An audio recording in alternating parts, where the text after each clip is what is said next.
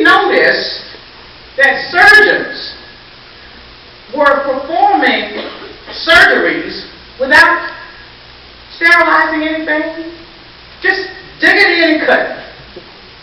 Mortality rate was out of the wazoo. Infections were running rampant in this country. This is medicine now, 1860. Lister looked and he challenged it and said, we need to sterilize. I think we could minimize the infection if we did that. Surgeons rose up throughout this country in mutiny. What is he talking about, washing your hands before you do an operation? They ridiculed him, they blasted him in newspapers, and one young man who heard his story listened,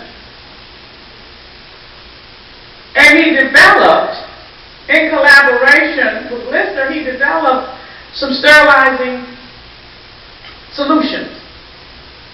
And they started to monitor the data on his disease percentage rate and the other surgeons.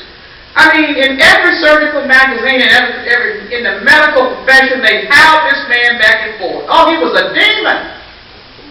Because he wanted the surgeons to wash their hands before surgery and sterilize the instruments before you move on to the next patient. Novel idea.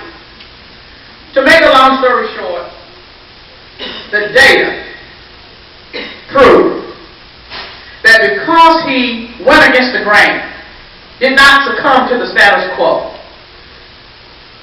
became a household word in this country, stabilized medicine in a way that changed it forever.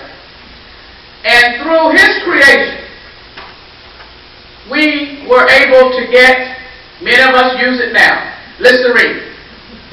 That's the story of how Listerine got started.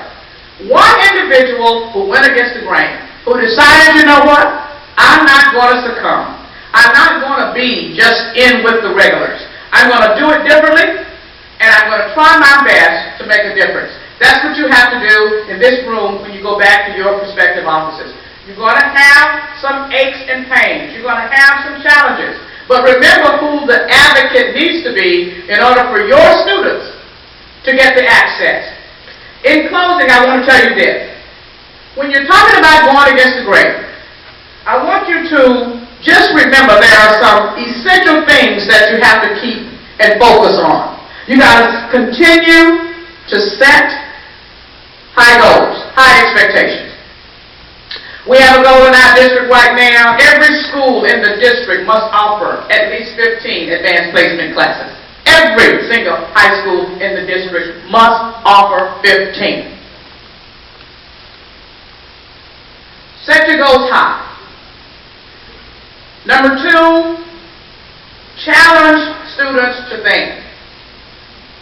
Challenge students to think. Don't be afraid of taking that regular class, that kid, and putting him in that class, and with the support, guess what? That kid is going to be successful. Don't put him there and forget him. You got to monitor. You got to check the checker. That's what we say in Broward. Who's checking the checker? You got to put that kind of structure in place. Require rigor. I want you to consider redefining rigor in your programs after you've read this book. You have it already. Teaching what matters most. It'll give you a whole different perspective on rigor. Leave nothing to chance. I left nothing to chance. I had to write the letter. I had to make sure we pulled the data out of the district database on those students that we thought had the potential. I had to send the letters from the district office. We had to put the infrastructure in place to communicate with parents and to monitor the enrollment of our students. And we had to provide training to make sure we had what we call refreshment troops in case our expert troops decided that they wanted to bail, and some of them did. Make no excuses. We're not successful at getting every kid to a 3 or better. but we are successful at getting greater numbers of the students who would not have even considered advanced placement, the exposure that they need to build the capacity that they need to be successful at the college level. And lastly, but not least, insist on results. Don't just teach AP. Don't just attract the kids. Focus on the results. For the second year in a row, Broward County is being honored as one of the 5 best school districts in the country.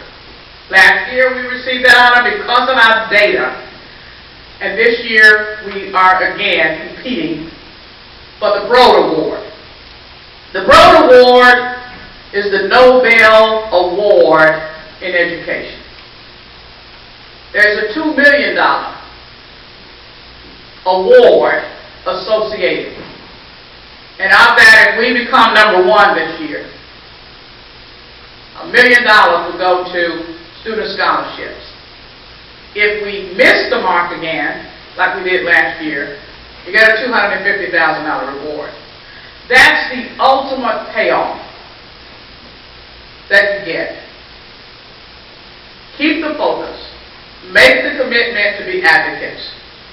And stay the course. And watch the graph simply move upward. Have a great conference, and I hope I've taught you something.